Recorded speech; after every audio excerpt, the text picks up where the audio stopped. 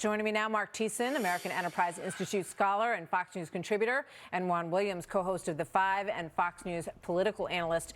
Gentlemen, welcome. Good to have you here. Good to be with you, Martha. Juan, this is a troubling story on a lot of levels. What do you make of it? Well, I think it's important to have the timeline in front of us. So CNN broke the story, as we just heard from Trace Gallagher. It was followed up by the Washington Post and New York Times.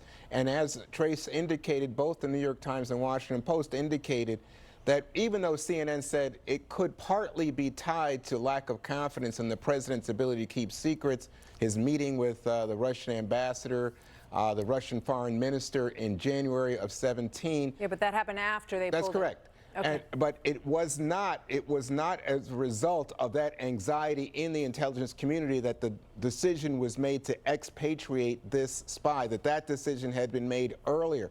I will say that both CNN and the New York Times reported that they reached out to the White House and to government officials before the story was published, and they got no pushback. And I think that that's also telling that there was not an effort by the Trump administration to say, don't run with this story. Well, we also know that Secretary Pompeo, who's the former CIA director, refused to answer questions about this. And I know that General Petraeus, a former CIA director, did not want to discuss this either because it is a highly sensitive issue. Mark? Yes, the most sensitive thing in the world is our assets that are placed around the world. But look, Juan, CNN still has the story. Jim Sciutto's webpage on Twitter still has the story as his pinned tweet. Yeah. They haven't retracted it. They haven't corrected it. It's still their story. It's fake news. If CNN doesn't want to be called fake news, stop reporting fake news. And what's lost in this whole story is that the premise of the CNN story was that Donald Trump was responsible for losing this asset. We know that's not true because the decision to pull him was in 2016. Yeah. What's lost in it is that it was the Obama administration that was responsible for burning this asset. It was the leak from the Obama administration in December 2014 to NBC News, where they reported, quote, two senior officials with direct access to the information say new intelligence shows President Putin personally directed how hacked material from Democrats was leaked and otherwise used. The intelligence came from diplomatic sources and spies working for U.S. allies, officials said. That was the driving force that got to do it. So it was the Obama administration leaking stuff to the media that got this guy burned and almost got him killed. And no, I think exactly the opposite, Mark. I think that what you had was you had reports in the course of the 2016 contest in both the New York Times, Washington Post that said there were deep sources that were confirming that Russia had interfered and was trying to help the Trump. I'm sorry?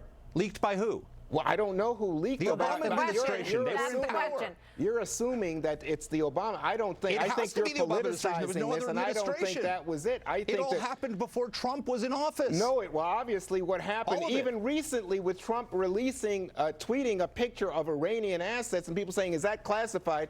The intelligence community has concerns about Trump's ability to hold on to secrets. I don't think there's any question about that. But unfortunately what's happening is, and as you point out, the story is still up there. The story is either accurate or it is not. And the fact that this happened in 2016, and it also feeds the narrative, because the question was whether or not Vladimir Putin was directing the operation to try to influence the U.S. election, and to push that information out there and expose this person who was seen as the only person close enough to him to have divulged that information makes that a particularly dangerous situation. And whoever did it is the person who has this person's safety on their head, Mark.